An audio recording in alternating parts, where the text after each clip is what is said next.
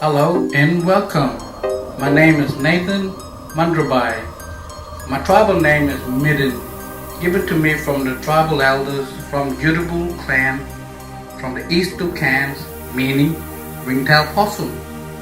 I'm an indigenous modern artist from Australia.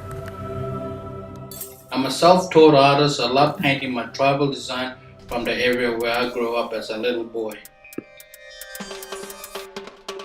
The white squares represents the sun during at the day as the bird is active. This design is part of the bird's wing, identifying an area. This white diamond pattern means the sun is reflecting off the water morning and evening. This design represents another place.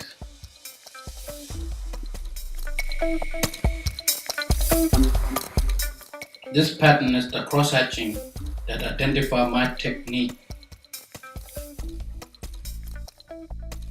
This is my tribal name. I signed it and dated the year I painted it. It's a bird from my tribal area.